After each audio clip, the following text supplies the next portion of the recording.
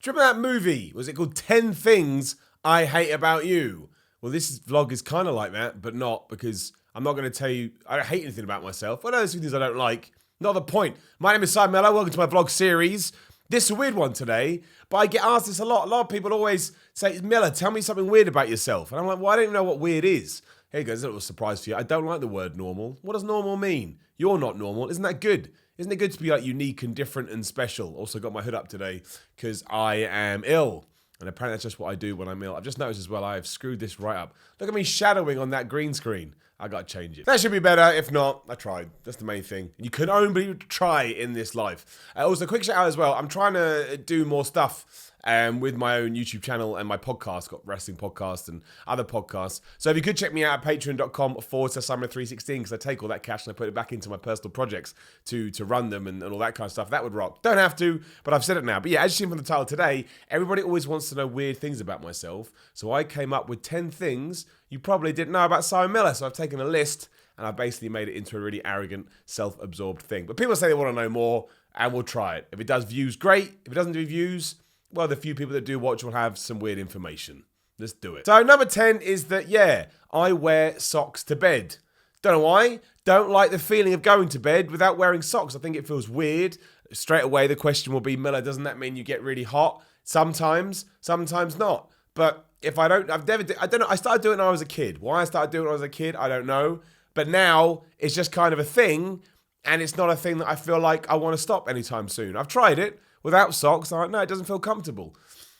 I can't explain it. Everyone's got something like that, and I'm sure I'll get a few comments. Oh, Miller, what a bizarre thing to do. Yeah, but you've got something as well. To me, well, it kind of ties in. Like if you get it has to be a specific type of carpet. But you get a specific type of carpet, like a real fluffy one, and I rub my foot backwards on it. That is nails on a chalkboard to me.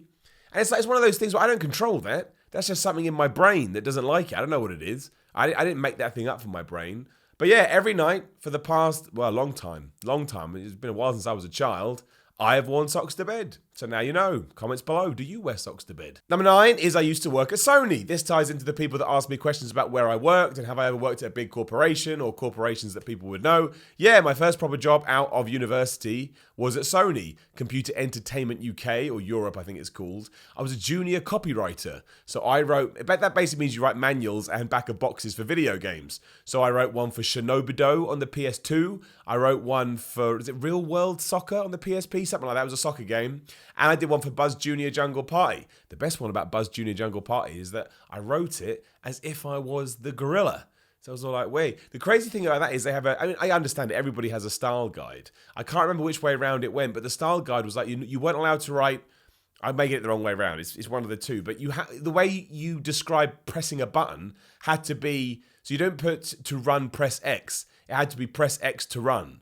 And that used to it's not even that confusing, but it used to just get me all the time. But yeah, that's what I did. I did it for a while. It was enjoyable. Everyone there was very nice to me, but I realized I wanted I'm not saying it wasn't creative, but I wanted to be able to stamp my own personality on things, on my life, on my work a little bit more. And obviously you can't do that when you're dealing with instruction manuals. Nobody wants a vlog like this. You want information like this, an instruction manual for Buzz Junior Jungle Party. Be like, what the hell is that? Well, it just come from nowhere. You have to sort of take the voice of Sony. I decided I'd rather take the voice of myself, so I left that job to be a video games journalist instead down in Bournemouth at Imagine Publishing. And I'm not ashamed to say this, took a big pay cut to do so because I believed down the line it would pay off. Always bet on yourself. That's right. Number 8, my dad was also on television. Not that I'm really on television. I've been on television. Used to do game stuff for Sky. This is literally when I was trying to come up with things to talk about. And I thought, well, you may not know that about me. I don't talk about it much. But it depends on your age and your demographic if you remember him. But his name was Graham Miller. He used to be on ITV, on News at 10. He was the dude that used to sit next to Trevor McDonald.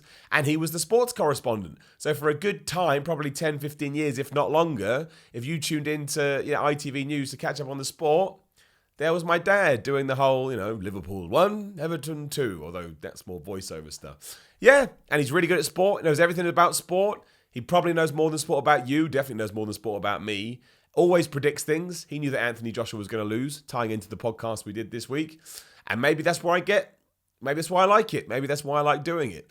I'm not sure how he feels that I made my focus on professional wrestling You know, you never know. You never know. Technically, it's his fault that I'm here. And you can Google him as well. You go to YouTube, type in Graham Miller ITA, and you can see him doing his thing. That's my dad. This is a really cool one, and hopefully I can find the pictures. I haven't looked for them as I'm recording, but I'll try and dig them out. They're somewhere. I just can't remember which hard drive they're on. I was a Metallica fan club member for ages because they promised that if you were a Metallica fan club member for long enough, you'd at least meet the band or get some cool stuff. And it happened. It happened at a Reading festival a few years ago. Not only did I get the meet and greet, so I got to meet them all, and I'll put those pictures up, even though I'm like a biggest geek ever, but there's pictures for you.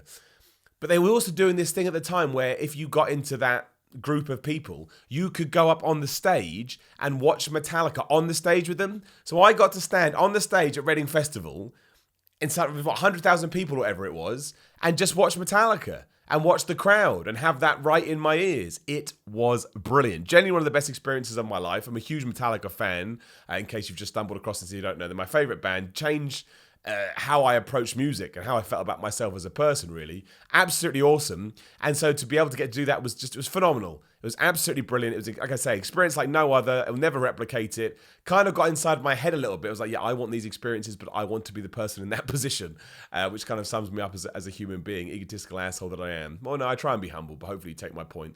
Yeah, and I got to do that, and it was cool. And I'll never forget it. And I'd like to do it again. And Metallica are the best. Everybody always asks me what my favorite cheat meal is or my go-to cheat meal. So was it number 6? I think it's number 6. The number 6 is pizza. It's always pizza. Sometimes I do have burgers or tacos or whatever, fajitas. But if I could only ever choose one for the rest of my life, it would be pizza and it would be a tub of ice cream. That's what I used to do. I don't do it now, but in my younger years for a cheat meal, I'd always have a whole pack of nachos, like Doritos, a large pizza from Domino's or Pizza Hut, and a tub of ice cream. Now, I can smash that now, no problem, I guess because I've just wrecked my metabolism over the years. But when I first started doing that, I was down in Bournemouth at the job I mentioned earlier. And I just had, when I was done, my gut was so big and you could like bong, bong, bong. I thought I was going to die. But yeah, pizza all the way. And straight away the comments, would you put pineapple on a pizza? This is how I look at it. Is that my go-to choice? Absolutely not. I'm never going to choose to have pineapple on a pizza. But if I'm out and about and decide that I am going to have a random cheat meal and have pizza and pineapples on it, I don't think it's the worst thing in the world, just because I like cheese and pineapple on a stick that you get at parties. And to me, that's all it is, but the stick's a bit of bread, and bread's always nice. But no, it's not like number 1. It wouldn't even be in my top 5. But if someone offers me pineapple on a pizza, I'm saying no. But yeah, that's my favourite cheat meal. And I could probably eat 3 pizzas in a row and want more. Don't know why. Following on for that, number 5, yes, I once ate around about 3,500 calories in 45 minutes. And it ties into my bodybuilding competition that I did that went down around about, it was 2 years ago, almost to the day. So what no one ever tells you about when you do a bodybuilding competition, or maybe they do and I just didn't know, is that you enter a procedure or a place called controlled starvation as you're losing weight for it, which is exactly how it sounds. I don't think I have to explain it to you. But you starve yourself and you deprive yourself of so much sugar that when the day after, or a couple of days after, I had a personal trainer to help me through, he was like, okay, you have to just eat a cookie or something. Just have one cookie to just reintroduce sugar to your system so that you get used to it. But what no one tells you is as soon as you do that, it sends signals to your brain because your body likes eating sugar, right? It tastes good. So your brain is like, look, here's what we're going to do. I haven't had that for a very long time. I feel deprived of that, starved, you may say. Can you now just go and eat loads of that just in case you do what you just did over the last couple of months, and I'm just going to hoard on to it? So it sparked something in my brain. I ate and I ate and I ate. I ate cookies, I ate peanut butter, I ate cakes, I had cheese on toast, I had everything. At one point, there was a knock on the door. No need to do that, but I'm going to knock. And it was just some guy with some dessert stuff and milkshakes. I didn't even remember ordering it, but I did. Like one of those just eat hungry horse things. But it was kind of, the reason I wanted to bring that up is because it's twofold. One, what the hell was I doing? I woke up the next day, I never felt so guilty in my entire life. And I could have eaten more, I want to point out.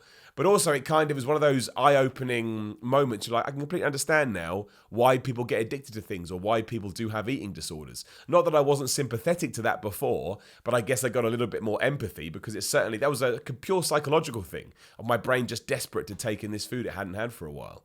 I really smashed it. I could have eaten more. I really could. I had a pack of Danishes I just ate as well. A whole pack of Danishes, and that was like nothing compared to everything else I ate. So yeah, if you're going to do a bodybuilding competition, watch out for that. You've been warned. And tying into that, I've done this the wrong way around, I've realised, but I've done it now. Number 4, yes, I once did a bodybuilding competition.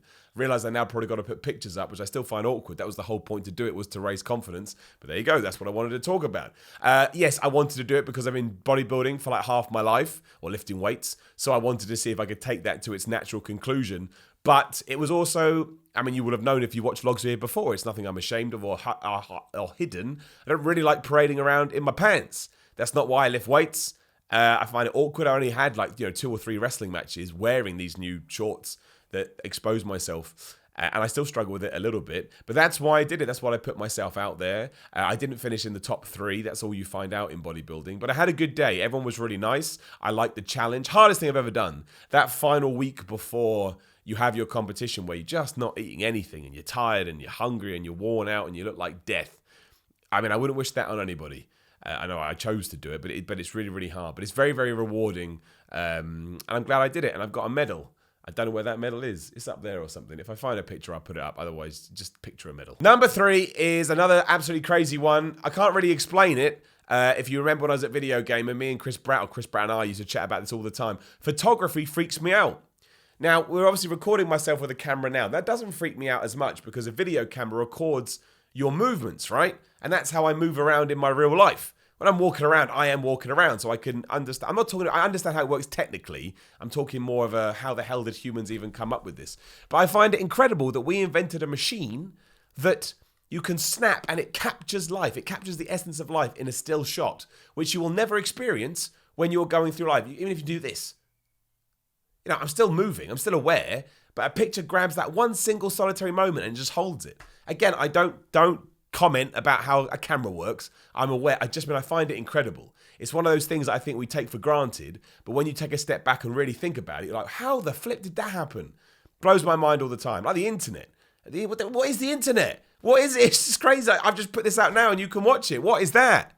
Move on. Number 2 ties into my hair. We did a whole vlog about it. People still ask. Yes, basically, one day I grew my hair long. It was awesome. I liked having long hair because I like wrestling and lifting weights and Metallica and shit like that. And then I was walking along. I had my hair in a top knot because I was that guy. And I was going up in an elevator at work at that Imagine place again. And I could see where the weight on my ponytail was pulling that I was losing my hair. And I went and got it cut short that day to everybody's surprise. I held on to that for another couple of years and then I just shaved it. Shaved it with a beard trimmer. Worst idea ever. Never do that. Beard trimmers do not shave your head like a hair trimmer was. And that was years ago now. Now I'm just used to it. And people see me with hair. I try and get a picture of me with hair. And they're flabbergasted that I ever had hair. And everyone goes, oh, you look better now. You're just used to me with it now. The hardest thing about losing your hair is that you're not in control of it. That does take a long time to process. C'est la vie. And number 1, which ties into the thumbnail. Yes, I once almost got accidentally arrested. I've told this story before. I tell it again. I was only about 14 years old, maybe even younger. And I went to the town centre with my mum. We drove in the same car. Obviously, I wasn't driving at that age. She went to do her thing. I went to do mine. She let me back in the car in 5 minutes. I got there at first. I was hanging around reading a magazine, whatever. A policeman saw me and decided that I must be wanting to break into this car. And he walked me away. He came around, put my hands in cuffs. He was walking me to his patrol car. Thankfully, life shined on me that day because my mum came from wherever she was and said, "Excuse me, can you tell me what's going on?" And he said, "Oh, this lad was gonna steal your car." And she said, "That's very unlikely because that's my car and that's my son." And she saved me. The guy was very embarrassed. We probably could have done more about that, but it was a different time, a different life. I tweeted that now when it happened. The world would explode. But yeah, I almost spent a night in jail. Otherwise, I've never been close to it. I'm a little bit of I wouldn't say I'm a goody. Not goody twos, that's the wrong word. I just don't have any cool run-ins with the law, and I'm all right with it. Not really something that's high on my agenda. So there it is. Let me know in the comments below if you like stuff like this. I can do more. It was mostly inspired by somebody that tweeted me saying, Miller, are there any weird things you don't know? And then someone corroborated that and said, oh yeah, I'd like to know. So I did it. Like the video, share the video. Please do subscribe. Just got over 60,000. We'll call this a 60,000 subscriber special as well. So thank you very much for that. And again, patreon.com/Simon316 if you'd like to support, but it's all good. And I'll see you soon. As always, have great weekends if you're watching this on Friday. See ya.